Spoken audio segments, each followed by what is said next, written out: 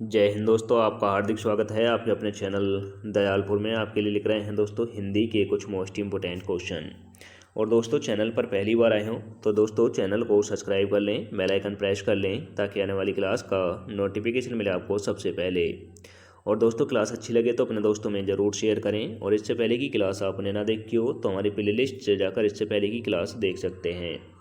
और दोस्तों हमारे चैनल पर शाम 5:30 पर टॉप 15 क्वेश्चन के साथ हमारी हिंदी की क्लास मिल जाया करेगी। तो दोस्तों हमारे चैनल पर बने रहें।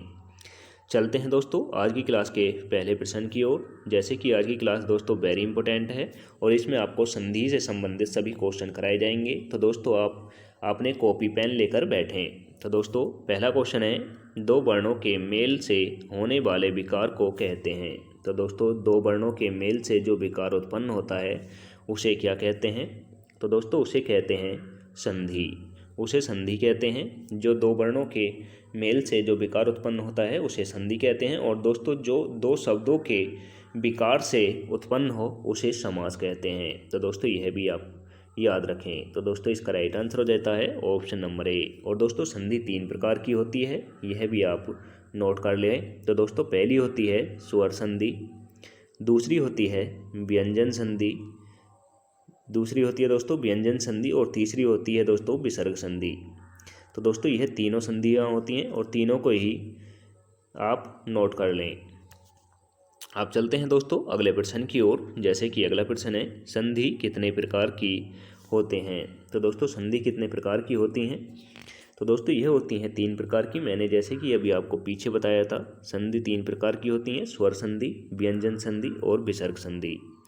तो दोस्तों स्वर संधि, स्वर संधि, व्यंजन संधि और विसर्ग संधि, विसर्ग संधि।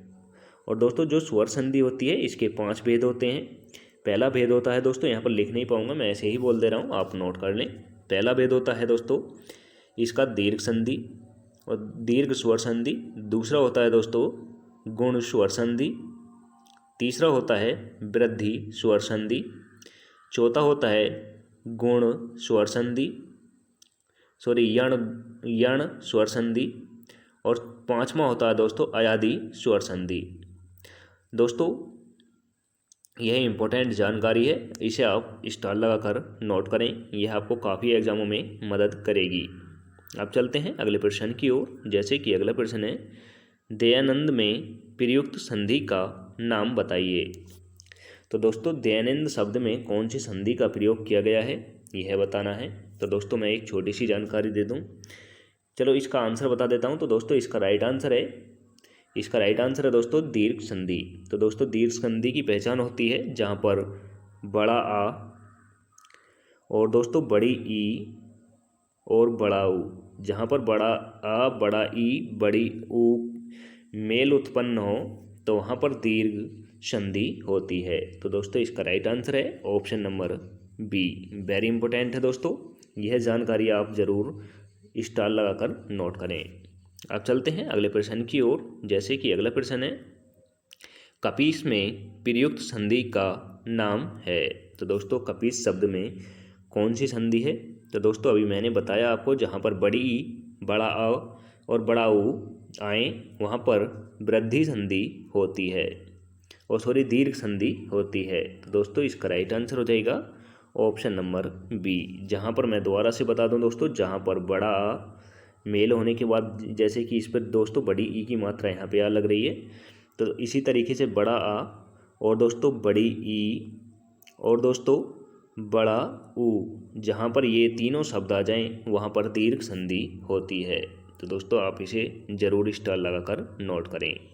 अब चलते हैं अगले प्रश्न की ओर। जैसे कि अगला प्रश्न है, सदैव में प्रयुक्त संधि का नाम है। तो दोस्तों सदैव शब्द में प्रयुक्त संधि का नाम है। तो दोस्तों इसमें है स्वर संधि, इसमें स्वर संधि है सदैव में। और दोस्तों स्वर संधि में भी यह बता दूं तो दोस्तों इसमें स्वर संधि में भी वृद्धि संधि है, इसमें वृद्धि स्वर संधि है। और दोस्तों वृद्धि स्वर संधि की पहचान क्या होती है यह भी बता देता हूं मैं आपको। दोस्तों वृद्धि स्वर संधि की पहचान होती है जहाँ पर डबल ए की मात्रा हो, जैसे कि यहाँ पर लगी हुई है डबल ए की। और दोस्तों जहाँ पर दोस्तों डबल ओ यानी ओ की मात्रा हो, वहाँ पर वृद्धि स्वर संधि होती है। और दोस्तों दीर्घ जो होती है उसमें बड़ा आ, बड़ी ई और बड़ा ऊ होते हैं। आप यहाँ पर कंफ्यूज मत हो जाना दोस्तों, तो आप इसे ध्यान से नोट कर लें। अब चलते हैं अगले प्रश्न की ओर। जैसे कि अगला प्रश्न है, इनमें कौन स्वर संधि का उदाहरण है। तो दोस्तों इनमें कौन स्वर संधि का उदाहरण है। तो दोस्तों स्वर संधि का उदाहरण कौन सा है। तो दोस्तों इनमें स्वर संधि का उदाहरण है, इसका राइट आंसर हो जाएगा दोस्तों ऑप्शन नंबर डी। स्वर संधि का उदाहरण पवन है। तो दोस्तों इसका right answer option number D हो जाएगा। तो दोस्तों पवन का संधि विच्छेद होता है पो प्लस अन। दोस्तों पो प्लस अन। तो दोस्तों पो प्लस अन होता है। और तो दोस्तों यह होता है अयादी संधि में, यह अयादी संधि है।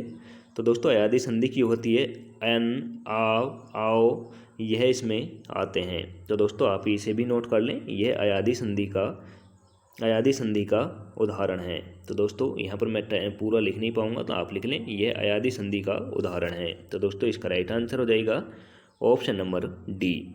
अब चलते हैं अगले प्रश्न की ओर।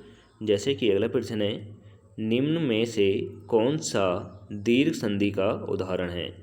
तो दोस्तों इनमें से दीर्घ स्वर संधि का उदाहरण कौन सा है। तो दोस्तों दीर्घ की मैंने अभी आपको पहचान बताई थी, जहाँ पर दोस्तों ए, डबल ए और डबल आओ आ जाए, यह जो आ जाए जहाँ पर, वहाँ पर दीर्घ स्वर संधि होती है। तो दोस्तों यहाँ पर कौन पूछा है दोस्तों, कौन सा उदाहरण नहीं है। तो दोस्तों यहाँ पर सदैव जो है इसमें भी डबल मात्राएं लग रही हैं। तो दोस्तों यह दीर्घ स्वर संधि हो जाएगी। और दोस्तों परमोदय, इसमें भी डबल मात्राएं लगी हुई हैं। तो दोस्तों यह भी दीर्घ संधि हो जाएगी। और दोस्तों इसके ऑप्शन नंबर सी जो दे रखा है, इसमें भी दीर्घ संधि हो जाएगी। और दोस्तों इसका राइट आंसर हो जाएगा जलीय, यानी इसमें दोस्तों वृद्धि संधि वृद्धि संधि हो जाएगी। तो दोस्तों इसका राइट आंसर हो जाएगा ऑप्शन नंबर बी। अब चलते हैं दोस्तों अगले प्रश्न की ओर। जैसे कि अगला प्रश्न है, निम्न में से दीर्घ संधि संयुक्त पद कौन सा है। तो दोस्तों बताना है कौन से शब्द में दीर्घ संधि है। तो दोस्तों दीर्घ संधि के मैंने अभी आपको बताए थे, जहाँ पर दोस्तों दो ए की मात्रा और औ की आ जाए वहाँ पर होता है। तो दोस्तों इसमें बता दूं दोस्तों, पहले में ऋषि है, तो दोस्तों इसमें गुण स्वर संधि हो जाएगी। और दोस्तों देवेंद्र, इसमें भी गुण स्वर संधि हो जाएगी। और सूर्योदय, इसमें भी गुण स्वर संधि हो जाएगी। और दोस्तों यह जो बचा देन्यारी जो बचा, इसमें दीर्घ स्वर संधि हो जाएगी। तो दोस्तों इसका राइट आंसर हो जाएगा ऑप्शन नंबर डी। इम्पोर्टेंट है, स्टार लगाकर नोट करें। अब चलते हैं अगले प्रश्न की ओर। जैसे कि अगला प्रश्न है, पवित्र में प्रयुक्त संधि का नाम है। तो दोस्तों मैंने बताया था, जो स्वर संधि होती है उसके 5 भेद होते हैं। 5 भेद में से एक भेद है दोस्तों यण, दूसरा भेद है गुण, तीसरा अयादी, चौथा वृद्धि, और दोस्तों एक होता है दीर्घ।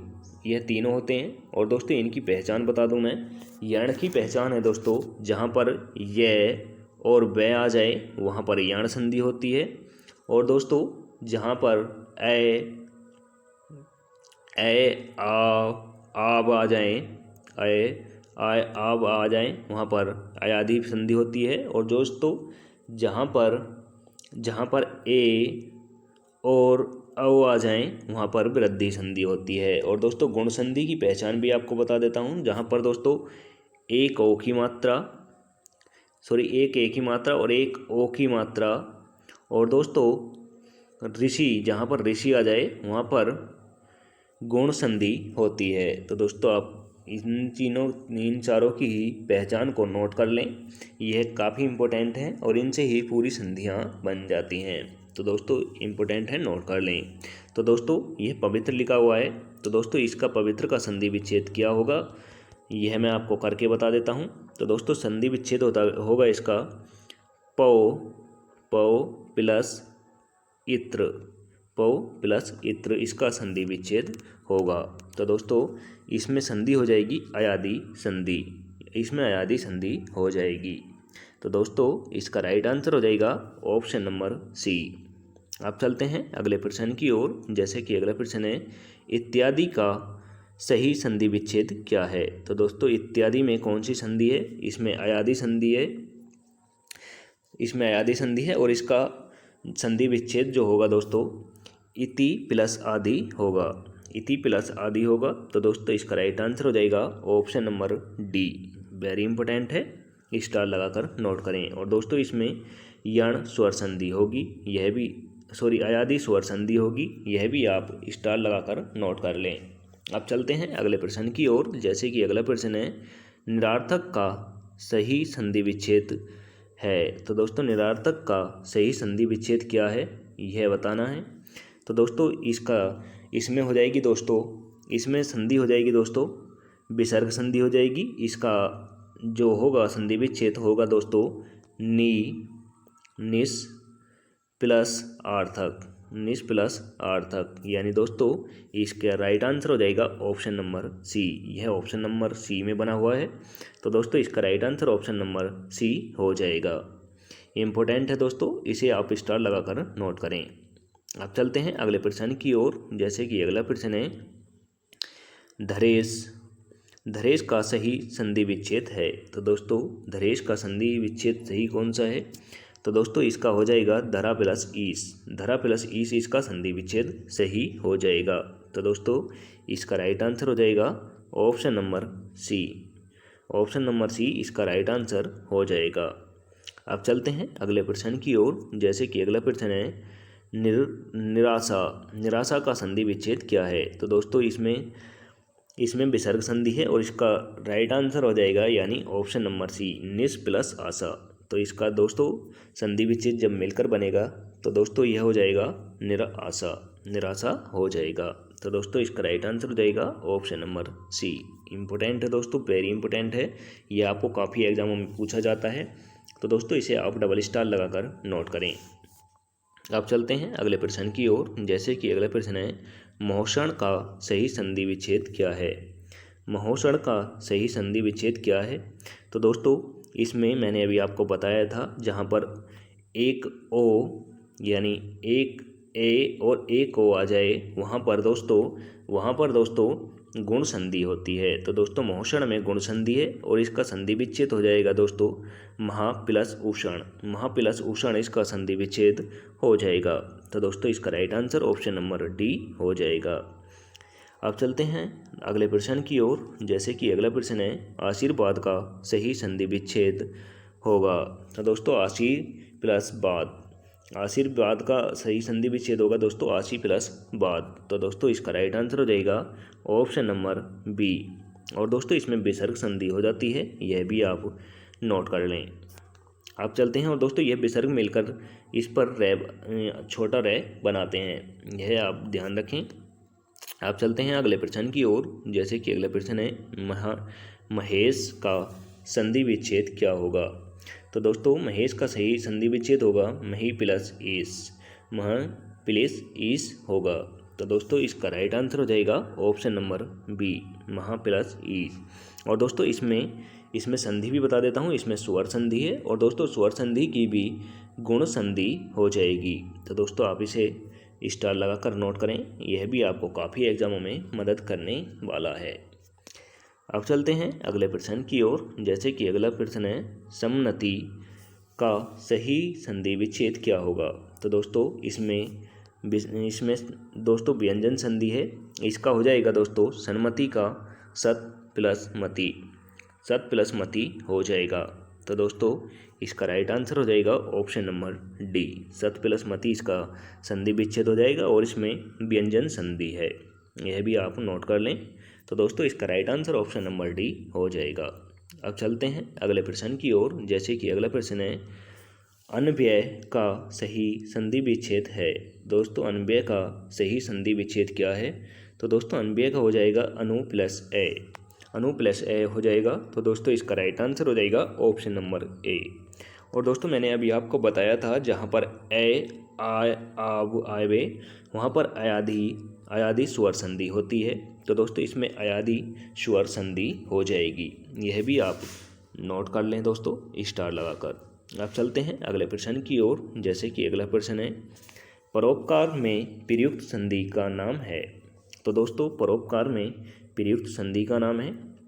तो दोस्तों इसमें स्वर संधि है और इसमें स्वर संधि है दोस्तों वृद्धि स्वर संधि है। परोपकार में वृद्धि स्वर संधि इसमें है। तो दोस्तों सॉरी दोस्तों इसमें गुण स्वर संधि होगी, यानी जहाँ पर दोस्तों एक की मात्रा और दोस्तों एक ओ की मात्रा और ऋषि आए वहाँ पर गुण संधि होती है। मैं अभी दोस्तों यहाँ पर भूल गया था, यहाँ पर एक ओ की मात्रा है तो दोस्तों यहाँ पर गुण संधि हो जाएगी। तो दोस्तों इसका right answer option number B हो जाएगा। इम्पोर्टेंट है दोस्तों स्टार लगाकर नोट करें। अब चलते हैं अगले प्रश्न की ओर। जैसे कि आज की क्लास का लास्ट क्वेश्चन है, निम्न में से कौन सा शब्द स्वर संधि का उदाहरण है? तो दोस्तों इनमें से कौन सा स्वर संधि का उदाहरण है? तो दोस्तों उच्चारण जो है यह व्यंजन संधि का है। दिग्गज यह भी व्यंजन संधि का है। और दोस्तों मान्यंतर यह भी दोस्तों यह भी दोस्तों स्वर संधि का है। सॉरी कौन सी संधि पूछी गई है दोस्तों? यहाँ पर पूछी गई है स्वर संधि। तो दोस्तों यहाँ पर यह स्वर संधि का नहीं है, यह भी दोस्तों यह विसर्ग संधि का है। अधः प्लस गत इसका संधि विच्छेद होता है दोस्तों। अधः प्लस गति इसका संधि विच्छेद होता है। तो दोस्तों इसमें विसर्ग संधि हो जाएगी और इन दोनों में व्यंजन संधि हो जाएगी। और दोस्तों बचा मान्यंतर में स्वर संधि हो जाएगी। और दोस्तों स्वर संधि भी अयादि स्वर संधि होगी। यह भी आप स्टार लगाकर नोट करें। और दोस्तों आज की क्लास इसी के साथ समाप्त होती है। आपको क्लास कैसी लगी कमेंट करके ज़रूर बताएं। और दोस्तों क्लास अच्छी लगी हो तो अपने दोस्तों में ज़रूर शेयर करें। चैनल पर पहली बार आए हो तो दोस्तों चैनल को सब्सक्राइब कर लें, बेल आइकन प्रेस कर लें ताकि आने वाली क्लास का नोटिफिकेशन मिले आपको सबसे पहले। और दोस्तों हमारे टेलीग्राम चैनल का लिंक आपको डिस्क्रिप्शन में दे दिया जाएगा, वहाँ से जाकर आप PDF डाउनलोड कर सकते हैं। मिलते हैं दोस्तों नेक्स्ट क्लास के साथ। जय हिंद, वंदे मातरम।